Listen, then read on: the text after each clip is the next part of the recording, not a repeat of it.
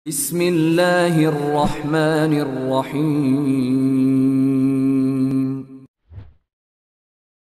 A'udzu billahi minasy syaithanir rajim. Bismillahirrahmanirrahim. Innal ladzina amanu والذين هاجروا وجاهدوا في سبيل الله أولئك يرجون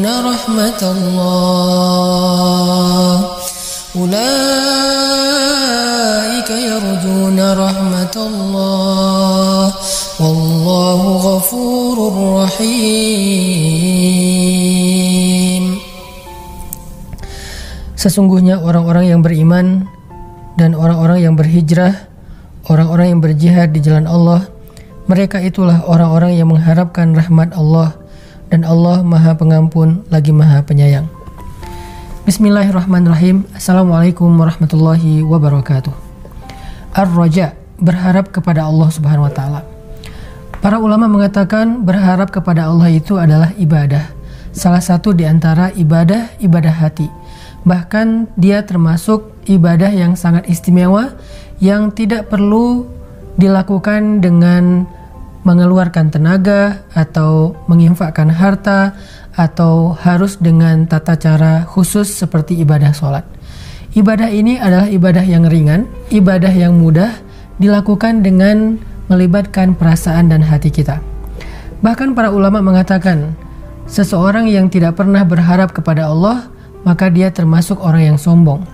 Allah Subhanahu wa taala berfirman di dalam surat Al-Alaq, "Kalla innal insana layatgha ar-ra'ahu istaghna."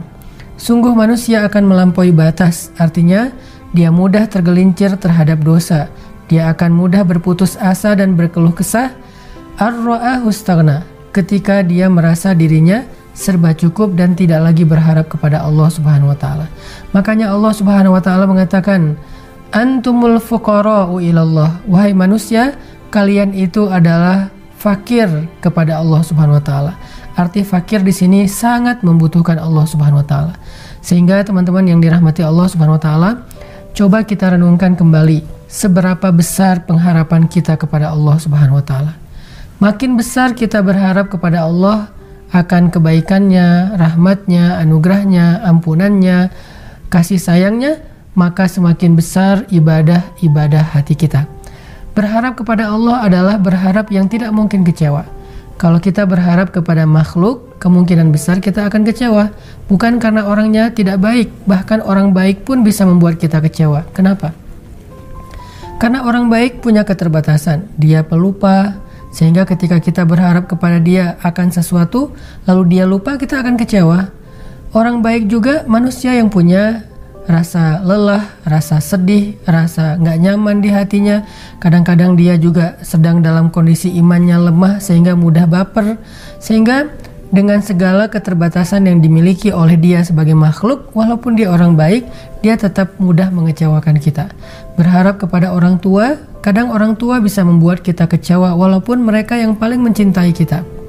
Berharap kepada pasangan juga kadang-kadang mengecewakan kita.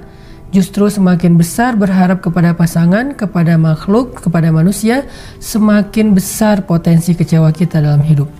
Maka Allah Subhanahu wa taala di dalam surat Al-Baqarah ayat 218 tadi mengajarkan kepada kita satu cara supaya apapun yang kita lakukan kita gak akan kecewa. Mau itu dengan cara berhijrah, mau itu dengan berjihad. Ini dua amal yang sangat berat, hijrah dan jihad. Hijrah itu meninggalkan kota Mekah ke Madinah dengan meninggalkan segala harta benda yang dilakukan kaum muhajirin. Kalau tidak berharap kepada Allah, maka nggak akan mungkin seseorang itu berani berhijrah. Bagaimana enggak? Berhijrah itu berarti dia meninggalkan asetnya, meninggalkan keluarganya, meninggalkan hartanya, meninggalkan semua kenyamanan hidupnya di kota Mekah, pergi ke suatu negeri di Madinah yang dia nggak kenal siapa-siapa di sana, yang dia nggak punya modal apa-apa untuk bertahan hidup di sana. Terus apa yang membuat kaum muhajirin kuat hatinya dan berani melakukan ibadah hijrah ini dengan segala macam resiko dan konsekuensinya?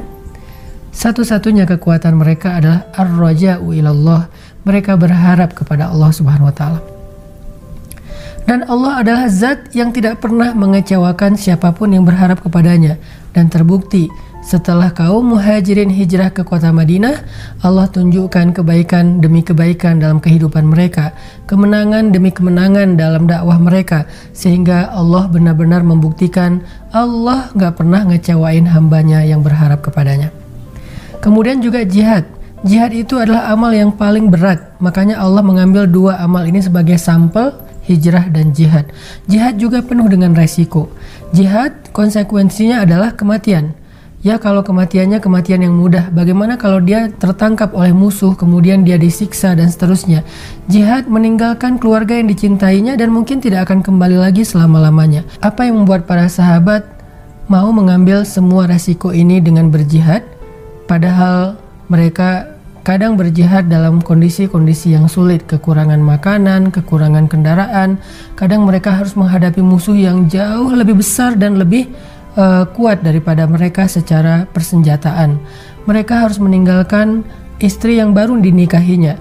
Mereka harus meninggalkan anak yang masih kecil, dan mereka mungkin tidak akan pernah ketemu lagi dengan keluarga mereka di dunia.